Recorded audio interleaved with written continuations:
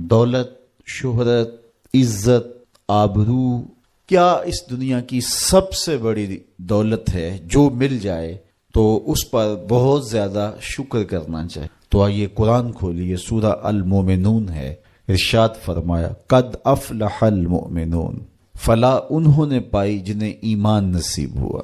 تو اس کائنات میں سب سے بڑی نعمت جو حضرت انسان کو دی گئی ہے وہ دولت ایمان ہے۔ قیامت کے دن سب سے بڑی نعمت جو مومنین کو دی جائے گی وہ دیدار الہی ہوگا۔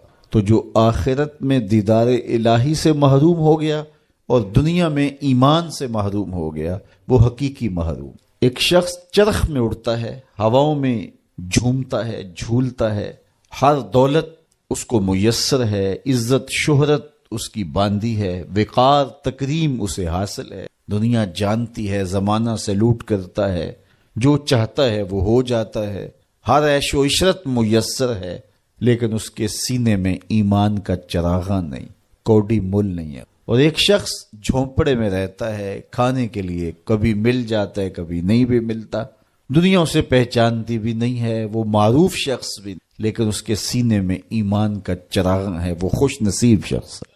میرے حضور کا ایک فرمان سنیے، حضور نے فرمایا میرے دوستوں میں سے قابل رشک دوست وہ، حضور نے فرمایا میرے دوستوں میں سے، جس کو حضور دوست کہیں اس کی تو پھر قسمت پہ ناز کرنا چاہیے۔ کہا میرے دوستوں میں سے جو قابل رشک دوست ہے وہ ہے جس کا سامان دنیا تھوڑا ہے، نمازیں زیادہ ہیں، جب وہ چلتا ہے تو اس کی طرف اشارہ بھی نہیں ہوتا، یہ فلاں صاحب جا رہے ہیں، کوئی ایسا معروف شخص نہیں، کوئی بہت عہدہ ساتھ نہیں لگا ہوا کہ جب چلے تو لوگ کہیں یہ فلاں جا رہے ہیں۔ اللہ اکبر۔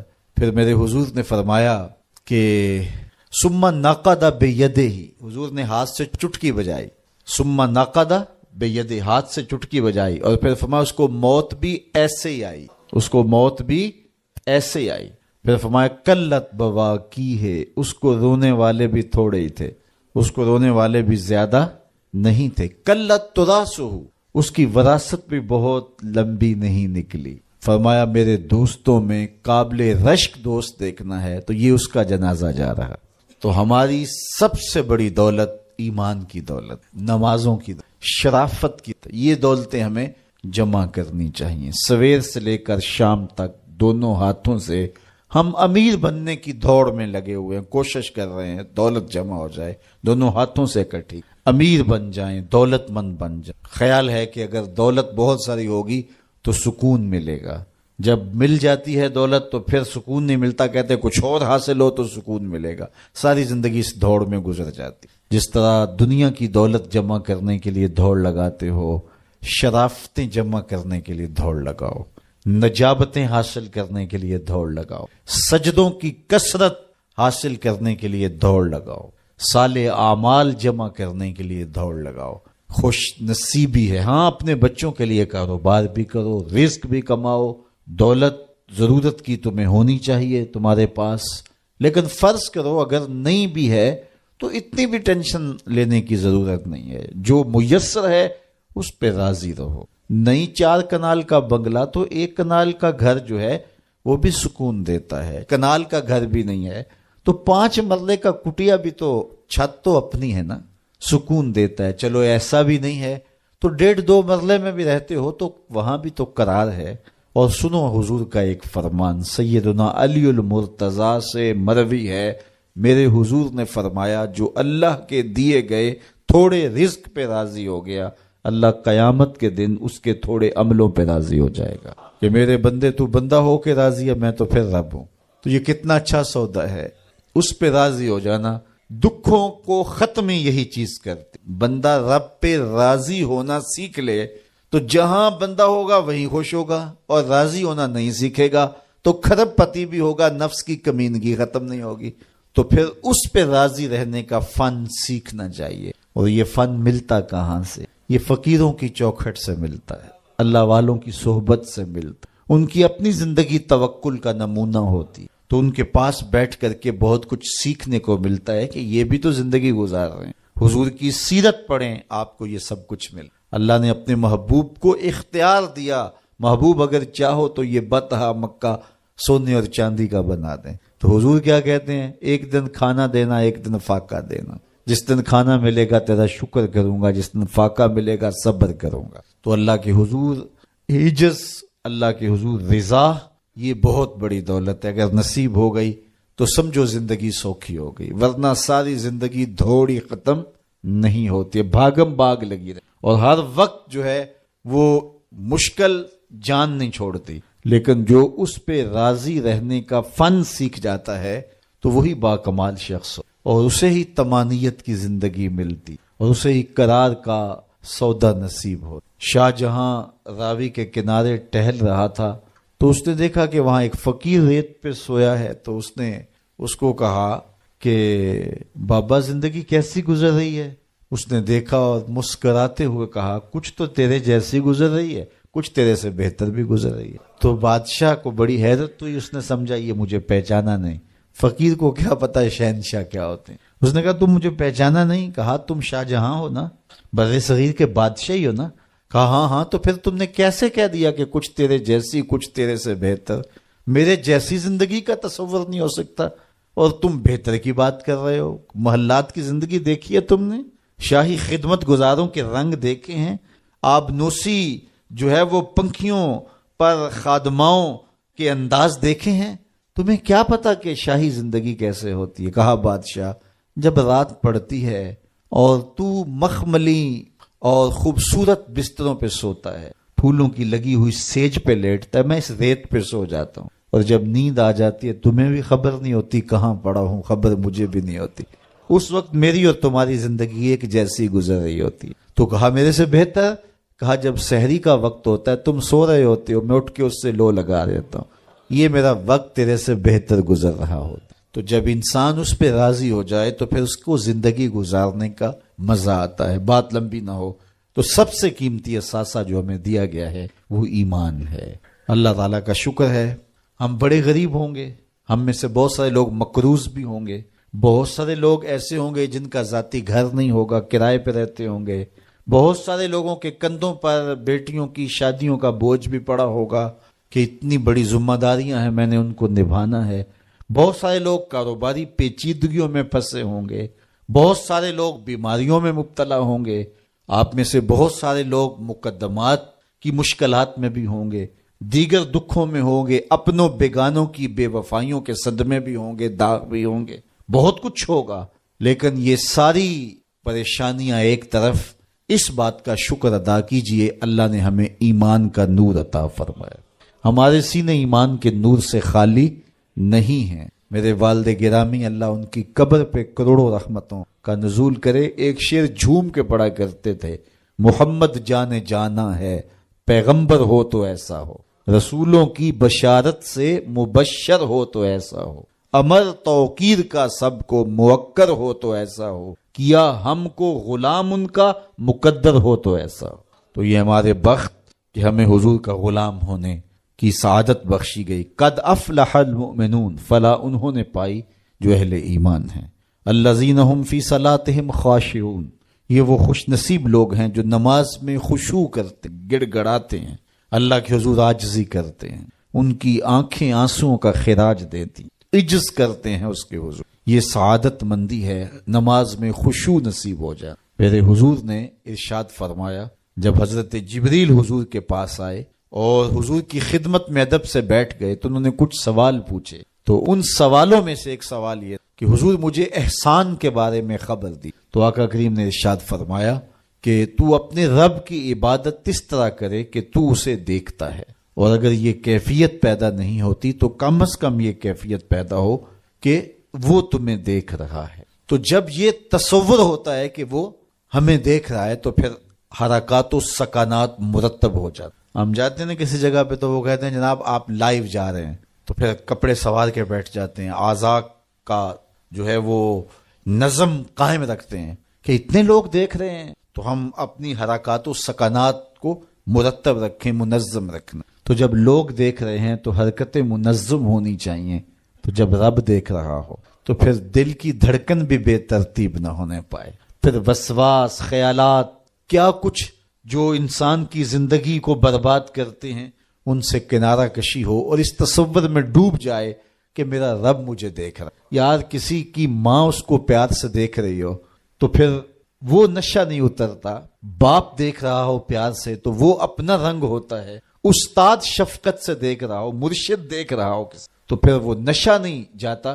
تو کیا تصور میں بندہ ڈوب جائے کہ میرا رب مجھے دیکھ رہا ہے۔ تو جب رب شفقت سے محبت سے بندے کو دیکھ رہا ہے تو پھر اس کی نماز میں کیوں لذت پیدا نہیں ہوگی، کیوں سرور پیدا نہیں ہوگا، کیوں کیفیات کا جہاں آباد نہیں۔ تو فرمایا کہ وہ پھر خشوع کرتے ہیں، گڑ گڑاتے ہیں، روتے ہیں، عجز و انکساری کرتے ہیں۔ ان کی نمازیں پھر کس انہماک کے ساتھ، کس محبت کے ساتھ، کس پیار کے ساتھ، ان کے سجدوں کی کیفیت کیا ہوتی۔ ایک روایت میں آتا ہے بندے کو پتہ چل جائے سجدے میں جو اس پر رحمتیں اترتی ہیں تو وہ سجدے سے سر ہی نہ اٹھائے، اتنی رحمتیں اس کے اوپر نازل ہو رہی ہوتی ہیں۔ تو وہ اپنی نمازوں میں خشوع کرتے ہیں، للہیت کے ساتھ، خلوص کے ساتھ، عجز و انکساری کے ساتھ، گڑ گڑاتے ہوئے، روتے ہوئے۔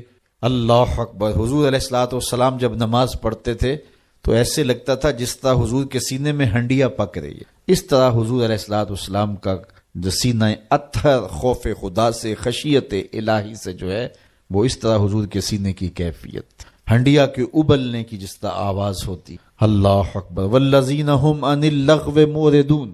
اور ان خوش نصیب لوگوں کی کہانی یہ ہے کہ بیہودہ بات کی طرف التفات نہیں کرتے، ان کی زندگی مقصدیت کے نور سے یہ بات کی ادھر کی اڑا دی، چائے والے کھوکھے پہ بیٹھے 3 گھنٹے گزار دیے، حمام پہ بیٹھے 2 گھنٹے گزار دیے، فضولیات پہ بحث کرتے رہے۔ ان کی زندگی اتنی فضول ہوتی ہے کہ وہ بیہودہ کاموں پہ وقت لگا دیں۔ وقت تو سب سے قیمتی اثاثہ ہے، قیمتی اثاثہ، سب سے قیمتی کمائی انسان یوں تو نہیں اڑاتا۔ تو سب سے قیمتی اثاثہ جو ہمیں دیا گیا وہ وقت۔ امام شافعی فرماتے ہیں میں نے فقیروں سے 2 باتیں ایسی جنہوں نے مجھے بڑا نفع دیا۔ چونکہ جو اہل اللہ کی باتیں ہوتی ہیں وہ باتوں کی امام ہوتی ہیں، چونکہ ان کے مشاہدات کا نچوڑ ہوتا ہے۔ حضرت امام احمد بن حنبل حضرت بشر حافی کے پیچھے دوڑتے تھے تو کسی نے ان کو کہا کہ آپ اتنے بڑے عالم ہیں تو اس فقیر سے کیا تلاش کرتے ہیں؟ تو امام احمد بن حنبل فرمانے لگے کہ احمد بن حنبل جس رب کو مانتا ہے بشر حافی اس رب کو جانتا بھی ہے، تو ان سے بڑی باتیں ملتی ہیں ہمیں۔ تو کہا فقیروں کی 2 باتوں نے مجھے بڑا ہی فائدہ دیا، ان میں سے ایک بات یہ، الوقت سیف قاطع، وقت کاٹ دینے والی تلوار ہے، اگر وقت کو تم نہیں کاٹو گے تو وقت تمہیں کاٹ دے۔ کہا اس بات نے مجھے بڑا نفع دیا اور میرا وقت ورنہ ہمارا کتنا وقت برباد ہو جاتا ہے۔ کس نے کتنے سکور کیے جی، کس نے کتنے جو ہے وہ آؤٹ کیے، اور کون کس میچ میں کتنے جو ہے اس نے سکور بنائے، اس پہ میں نے دیکھا 2-2 گھنٹے لوگ بات کر لیتے ہیں۔ اتنا وقت لوگوں کے پاس ہوتا ہے۔ مقصد کیا ہے اس کا، مدعا کیا ہے؟ ٹیلی ویژن پہ ٹاک شوز چل رہے ہوتے ہیں ایسے موضوعات پہ، تو حیرت ہوتی ہے کہ اتنا قیمتی وقت اور ہم بحثیت قوم کھڑے کہاں اس وقت، اور ہمارے پاس اتنا زائد وقت ہے کہ ہم کن امور پہ بحث کر رہے ہیں۔ کوئی بندہ باہر سے آیا نا تو اس نے دیکھا کہ پھاٹک بند ہے اور لوگ سائیکل سر پہ اٹھا کے اور موٹر سائیکل بھی جو ہے وہ کسی طرح سے گھسیٹ کے جو ہے وہ ریلوے لائن عبور کر رہے ہیں، تو وہ بڑا متاثر ہوا کہ اتنی ذمہ دار قوم ہے کہ جو گاڑی کے آنے کا انتظار بھی نہیں کرتی اور ان کو اپنے مقصد پر جانے کے لیے، کام پر جانے کے لیے اس قدر ان کو جلدی ہے کہ یہ سائیکل بھی سڑک پہ اٹھا کے سڑک عبور کر رہے ہیں۔ تو خیر جب پھاٹک کھلا تو وہ گیا تو دیکھا آگے بندریا کا تماشا لگا تھا، 600 آدمی وہاں کھڑا تھا۔ اس نے کہا اچھا اس کی جلدی تھی سب کو، تو ہمارا تو کتنا وقت بندریا کے تماشے کو دیکھتے ہوئے گزر جاتا ہے، جب ہم بحثیت قوم دنیا میں کہاں کھڑے ہیں۔ تو ہمیں تو اپنے ایک ایک لمحے کی قدر کرنی ہے۔ کاروباری لوگوں کو بھی آگے بڑھنا چاہیے، علماء کو بھی اپنے وقت کی قدر کرنی چاہیے، عوام کو بھی کرنی چاہیے۔ ہمارے علماء کا بھی حال ایسے ہی ہے، ایسے ایسے موضوعات پہ گفتگو کرتے ہیں جو نہ قوم کی ضرورت ہوتی ہے اور نہ ان کی ضرورت ہوتی ہے، لیکن بس وقت ہے کہ ان کے پاس اتنا ہے کہ 3-3 گھنٹے ایسے ایسے موضوعات پہ بات کر جاتے ہیں کہ جس کی قوم کو کس طرح سے ضرورت بھی نہیں ہو۔ تو ہم اپنے وقت کو ضائع کرتے ہیں جو سب سے قیمتی اثاثہ ہے ہمارے پاس۔ حضرت امام ابو بکر بن داسا کہتے ہیں میں امام ابو داود سے ملا یہ جنہوں نے سنن نبی داؤد لکھی، تو کہتے ہیں کہ وہ فرمانے لگے کہ مجھے اللہ کے رسول صلی اللہ علیہ وآلہ وسلم کی 6 لاکھ حدیثیں زبانی یاد ہیں۔ ان 6 لاکھ احادیث رسول کا میں نے خلاصہ تیار کیا تو میرے پاس رہ گئیں 4000 حدیثیں۔ پھر میں نے زہد، مناقب، فضائل، قصص اور پچھلی امتوں کے تذکروں پر مشتمل حدیثوں کو الگ کر دیا۔ جن احادیث سے صرف مسائل شرعیہ کا استنباط و استخراج کیا جا سکتا تھا میں نے ان کو الگ کیا تو میرے پاس رہ گئیں 800 حدیثیں۔ ان 800 احادیث سے ہی پورے دین کو سمجھا جا سکتا، جس طرح کہ قرآن مجید کی آیات میں سے 500 آیات ایسی ہیں جن سے احکام شرعیہ ثابت ہوتے ہیں، باقی کچھ پچھلی امتوں کے تذکرے ہیں، کچھ تنذیر ہے، جہنم سے ڈرایا گیا ہے، تحذیر ہے، اور کچھ تبشیر ہے، جنت کا بتایا گیا ہے، اس کے نقشے بیان کیے گئے ہیں، پچھلی قوموں پر آنے والے عذاب، ان کے اسباب بیان کیے گئے ہیں، اور بہت ساری چیزیں بیان کی گئی، لیکن جن سے احکام ثابت ہوتے ہیں ان کی تعداد، ان آیات کی، آیات الاحکام جو ہیں ان کی تعداد 500 ہے۔ اسی طرح لاکھوں احادیث کا خلاصہ جو تیار کیا تو جن احادیث سے احکام کا ثبوت ہوتا ہے اور مسائل شرعیہ کا استنباط و استخراج کیا جاتا ہے ان کی تعداد ہے 800۔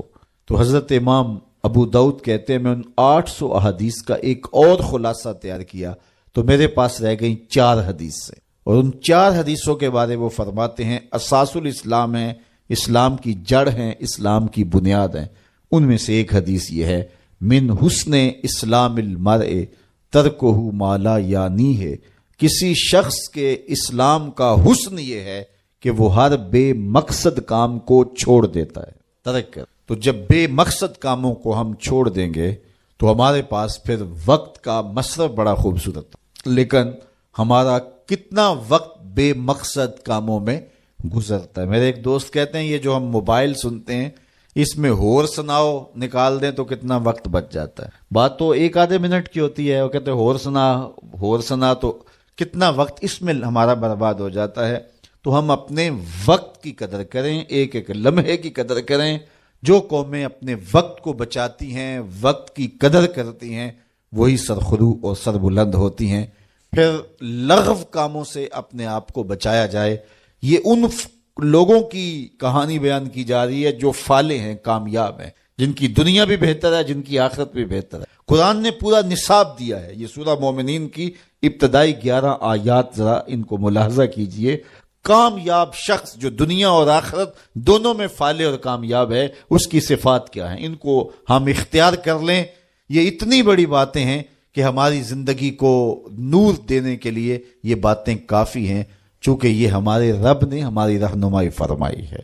والذین ھم عن اللغو معرضون، وہ لغویات سے اپنے آپ کو بچاتے ہیں اور محفوظ رہتے ہیں لغویات سے، اور بیہودہ باتوں کی طرف التفات نہیں کرتے، توجہ نہیں کرتے۔ والذین ھم للزکاۃ فاعلون، اور وہ زکوٰۃ ادا کرتے، چونکہ زکوٰۃ ادا کرنے سے حب دولت کم ہوتی ہے۔ اقبال نے بھی کہا تھا حب دولت تلف می سازت زکوٰۃ، زکوٰۃ حب دولت کو کم کرتی۔ جب انسان زکوٰۃ بھی نہیں دیتا اپنے مال سے تو اس کے دل میں دنیا کی محبت، دولت کی محبت چمٹ جاتی ہے جو اس کا چین چھین لیتی، اور اگر زکوٰۃ دیتا ہے تو پھر حب دولت کم ہوتی، اور اگر وہ راہ خدا میں مزید صدقات دیتا ہے، خیرات کرتا ہے، تو پھر دولت کی آزمائشوں سے اور دولت کے ساتھ جو فتنے آتے ہیں ان سے وہ بچ جائے۔ دولت جب آتی ہے تو اپنے ساتھ بہت سارے فتنے لے کر آتی، تو وہ فتنوں سے بچنے کے لیے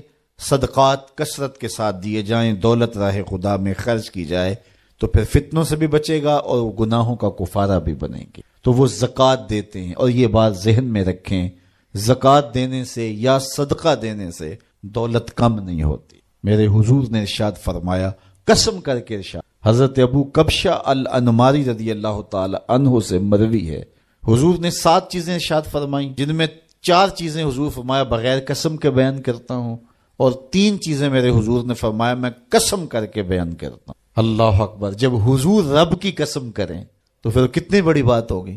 فرمایا میں اللہ کی قسم اٹھا کے کہتا ہوں، ان میں سے ایک بات فرمایا، ما نقصا مال عبد من صدقہ، فرمایا میں محمد قسم اٹھاتا ہوں صدقے سے مال کم نہیں ہوتا۔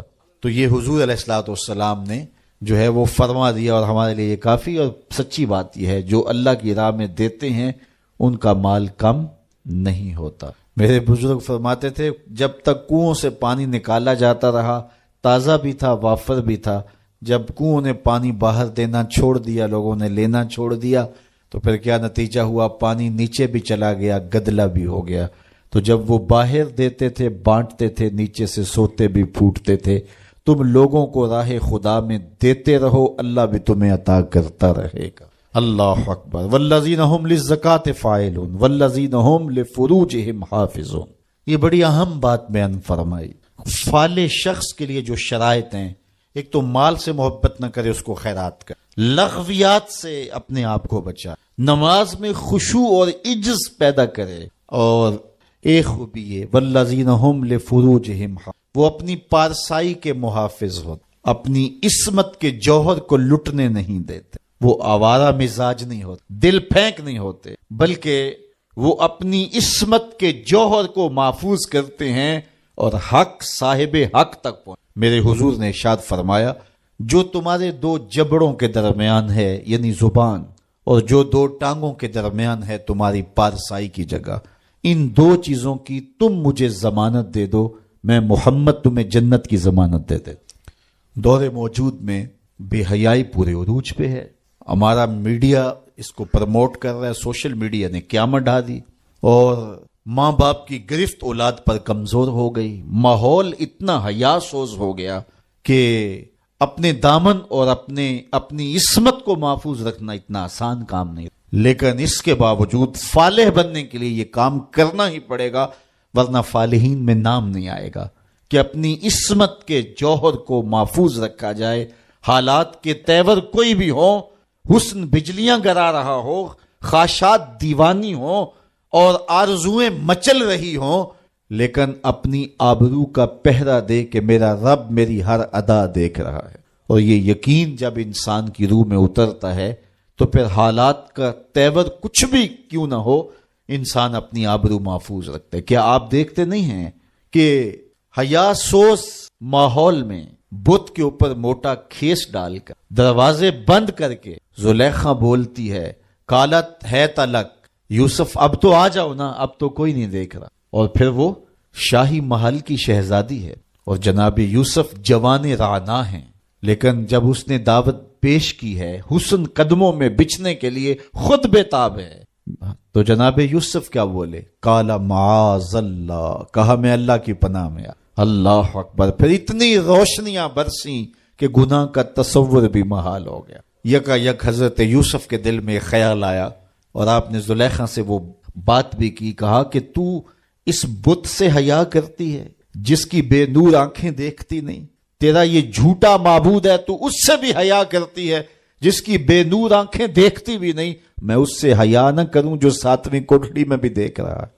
پھر حضرت یوسف کا یقین اتنا مضبوط ہوا، اتنا روشن ہوا کہ دروازے سامنے مقفل ہوئے تھے، لیکن اس سے اپنی جان چھڑا کر حضرت یوسف بھاگتے، دروازے کو تالا لگا ہوا ہے، لیکن جب یوسف تیقن کے ساتھ، یقین کے ساتھ دروازے کے قریب جاتے ہیں، زنجیر ٹوٹ کے گر جاتی اور دروازہ کھل جاتا ہے، پھر دوسرا، تیسرا، حتیٰ کہ 7 دروازے کھل جاتے ہیں، اور حضرت یوسف کی عصمت پہ دھبا نہیں آنے پاتا۔ حالات کا رخ کوئی بھی ہو، لیکن جب عزم مصمم ہو کہ میں اپنی آبرو اور اپنی عزت اور اپنی ناموس کو رسوا نہیں کروں گا، تو اللہ پھر مدد کرتا ہے، وہ بند دریچوں کے اندر بھی بندوں کے لیے راستے پیدا کر دیتا ہے۔ الا علی ازواجہم او ما ملکت ایمانہم فانہم غیر ملومین، ہاں مگر ان کی جو بیویاں ہیں اور شرعی باندیاں ہیں ان پر انہیں کوئی ملامت نہیں ہے۔ فمن ابتغى وراء ذلك فاولئک هم العادون، تو جو ان دو کے سوا کچھ اور چاہے وہی حد سے بڑھنے والے ہیں۔ والذین هم لاماناتہم وعہدہم، اپنی عصمت کے جوہر کو بھی محفوظ کر لیا، آبرو کا بھی پہرا دے دیا، نمازوں میں بھی خشوع ہے، لغویات سے بھی بچا، زکوٰۃ بھی دیتا ہے، پاکیزگی عفت کا بھی لحاظ رکھتا ہے، لیکن وعدہ کرتا ہے تو پورا نہیں کرتا، کہا نہیں فالح نہیں ہوگا، فلاح کی منزل تک پہنچنے کے لیے عہد کو پورا کرنا پڑے گا. امانتیں تمہارے گھر میں رکھی ہیں تو ان کو ادا کرنا پڑے گا. خیانت نہیں کرنی، امانات کو ادا کرنا ہے اور عہود کو پورا کرنا ہے. اللہ اکبر.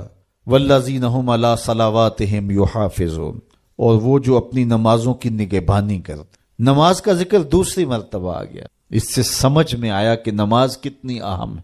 ان 11 آیات کے اندر جو ہماری فلاح کا پورا نصاب ہے، نماز کا ذکر 2 دفعہ آیا. پہلے آیا نمازوں میں خشوع کرتے ہیں، اور دوسری بار ارشاد فرمایا نمازوں کی حفاظت کرتے. اگر کسی کو خشوع نصیب نہیں بھی ہو سکتا، وہ کیفیت کہ وہ رب کو دیکھے، یا وہ کیفیت اس کیفیت میں ڈوب جائے کہ وہ مجھے دیکھ رہا ہے، لیکن اس کے باوجود بھی نماز ترک نہ کرے، پھر بھی نماز کی محافظت. محدث کچھوچوی علیہ رحمہ کا واقعہ بیان کیا کرتا ہوں. ان سے ایک مرید نے کہا حضرت نماز پڑھتا ہوں لطف نہیں آتا. تو آپ نے فرمایا اس کے باوجود پڑھتے تو ہو نا؟ کہا جی وہ تو اللہ کا حکم ہے، وہ تو پڑھتا ہی ہوں. تو حضرت محدث کچھوچوی علیہ رحمہ جھومنے لگے، کہا واہ واہ، تم پھر لطف کے بندے نہیں رب کے بندے ہو. لطف نہیں بھی آتا تو پھر بھی پڑھتے ہو، اس کا مطلب تم لطف کے لیے نہیں پڑھتے، تم تو رب کے لیے پڑھ رہے ہو. تو میاں نہ بھی خشوع پیدا ہو پھر بھی نمازوں کی محافظت کی جائے. جب اللہ کا نمائندہ پکارے حی علی الصلاۃ حی علی الفلاح، سستی ہو، کسل ہو، بیماری ہو، جی نہیں بھی چاہ رہا، پھر بھی اٹھ کے چلے جاؤ. کیوں جا رہے ہو؟ اللہ کا حکم ہے. اللہ اکبر. تو نمازوں کی محافظت ضروری. اس شخص سے بڑا بد نصیب کوئی نہیں کائنات میں جو شخص اللہ کی حضور جھکنا نہیں جان. کہتے ہیں بڑا اچھا ہے، بڑا اچھا ہے. رب کے حضور جھکتا ہے؟ نہیں جھکتا، نہیں اچھا ہے. جو اپنے مالک کا شکر گزار نہیں ہے تو وہ کس طرح اچھا ہو سکتا؟ تو رب کی حضور سجدہ ریزی جس کو میسر ہے وہ خوش نصیب شخص، اور جس کو یہ دولت ہی نصیب نہیں ہے اس کے پلے کچھ بھی نہیں. تو 5 گانا نماز شعار زندگی بناؤ. سونے سے قبل 5 انگلیاں بھی گن لو اور 5 نمازیں بھی گن لو. اگر نمازیں پوری ہے تو رب کا شکر ادا کر کے سو جاؤ، آپ کا دن اچھا گزر گیا. لیکن اگر 5 نمازیں نصیب نہیں ہیں تو پھر کچھ بھی پلے نہیں. قیامت کے دن بندے سے سب سے پہلا سوال ہی نماز کا پوچھا. سب سے پہلا سوال نماز کا پوچھا تو اس کے حضور پیشانی کو جھکانا. جب صبح طلوع ہوتی ہے نا تو چڑیاں رب کی تسبیح بولتی ہیں شاخوں پہ، یہ فاختائیں تسبیح بولتی ہیں، شراط الارض تسبیح، بلوں سے سر نکال کے چونٹیاں رب کی تسبیح اور اس کی تقدیس کے ترانے پڑھتی. اس شخص سے بد نصیب کون ہوگا جس کے گھر سے خراٹوں کی آواز آتی، اور اس سے بڑا خوش نصیب کون ہوگا ادھر پوپ پھٹ رہی ہوتی ہے، ادھر مسلح بچھنے لگ جاتے ہیں. اور آج کل تو سحری کے لمحے میسر ہوتے ہیں، اٹھنا بھی نصیب ہوتا ہے، تو کتنے خوش نصیب ہیں کہ جنہیں سحری کے سجدے مل جاتے. میں ایک روایت میں پڑھا ہے جب سحری کا وقت ہوتا ہے تو شوہر اپنی بیوی کو اٹھاتا ہے، بیدار کرتا ہے، اللہ کی بندی اٹھ، اللہ کی حضور کچھ نوافل ادا کر لیں. سارے دن کی تھکی ہوئی خاتون نہیں اٹھ پاتی تو وہ خود ہی وضو کر کے نماز پڑھنے کے لیے مصلی بچھا لیتا ہے. لیکن وضو کرتے ہوئے اس کے دل میں آتا ہے بیوی کو بھی اس نیکی میں شامل کرنا ہے. میں نے بڑا بیدار کرنے کی کوشش کی، وہ اٹھی نہیں ہے. پیار ہے، حقیقی پیار ہے. اللہ اکبر. ایک شوہر نے اپنی بیوی سے کہا کہ تم مجھ سے پیار کرتی ہو؟ اس نے کہا میں ٹوٹ کے چاہتی ہوں تمہیں. اس نے کہا تو میں بھی آپ سے بڑا پیار کرتا ہوں. تو اس نے کہا کہ میرا جی چاہتا ہے کہ ہم کبھی بھی جدا نہ ہوں. اس نے کہا کہ میرا بھی یہی جی چاہتا ہے. اس نے کہا پھر نماز پڑھا کر، اگر نماز نہیں پڑھے گی تو جہنم میں ہوگی، میں جنت میں ہوں گا. اس لیے اگر ہم اکٹھے رہنا چاہتے ہیں تو پھر ہمیں نماز پڑھنی ہوگی. تو اس کا جی چاہا، پیار تو یہ ہے نا کہ میری بیوی کہیں محروم نہ رہ جائے. تو وہ چلو میں تھوڑا سا پانی وضو کے بعد لے آیا اور اپنی بیوی کے چہرے پہ چھڑک دیا اور خود مصلی بچھا کے نماز پڑھنے لگا. اب بیوی اٹھی، دیکھا تو شوہر نماز پڑھ رہا ہے تو وہ بھی جلدی سے اٹھی. اس نے وضو کیا اور شوہر کے قریب ہی مصلی بچھا لیا. ذرا تصور تو کرو ان لمحوں کا کہ سحری ہے، کوئی دیکھنے والا نہیں ہے، ایک طرف شوہر کا مصلی بچھا، ایک طرف بیوی کا مصلی بچھا. کبھی وہ سجدے میں ہے، کبھی وہ قیام میں ہے، کبھی وہ رکوع میں ہے، کبھی وہ قومے میں، کبھی وہ جلسے میں ہے، کبھی وہ اللہ کے حضور جھکی ہوئی ہے. تو جب دونوں نماز پڑھ رہے ہوتے ہیں، حدیث میں آتا ہے دونوں کو دیکھ کے رب مسکرا رہا ہوتا ہے. اپنی شان کے مطابق اللہ مسکرا رہا ہوتا ہے کہ میرا بندہ اور میری دہلیز کی باندی کس طرح میرے حضور سجدہ، تو خوش نصیب وہ ہیں جنہیں اس کے حضور سجدہ ریزیاں نصیب ہوتی ہیں۔ اولئک هم الوارثون، اللہ فرماتا ہے یہی لوگ جنت کے وارث ہیں جن میں یہ خوبیاں ہیں، جو نمازوں میں خشوع کرتے ہیں، لغویات سے بچتے ہیں، زکوٰۃ ادا کرتے ہیں، شرمگاہوں کی حفاظت کرتے ہیں، امانتیں ادا کرتے ہیں، عہد پورے کرتے ہیں، نمازوں کی محافظت کرتے ہیں، یہ وارث ہیں۔ کس چیز کے وارث؟ الذین یرثون الفردوس، یہ جنت الفردوس کے وارث ہیں۔ ہم فیہا خالدون، وہاں جا کر کے نکالے نہیں جائیں گے، ہمیشہ رہیں گے، چونکہ جو جنت میں ایک بار چلا گیا پھر چلا گیا۔ کہتے ہیں جنت میں جا کے جنتیوں کو ایک ہی خدشہ، کہیں موت نہ آ جائے۔ اتنی نعمتیں پانے کے بعد پھر آرزو ہوگی کہ جئیں، کھٹکا ہوگا کہیں موت نہ آ جائے۔ اور جہنمیوں کو جہنم میں جا کے ایک ہی امید ہوگی، کہیں موت آ جائے تو جان چھوٹ۔ پھر اللہ مینڈے کی شکل میں حشر کے میدان میں موت کو لائے گا۔ جنتی جنت سے، جہنمی جہنم سے دیکھ رہے۔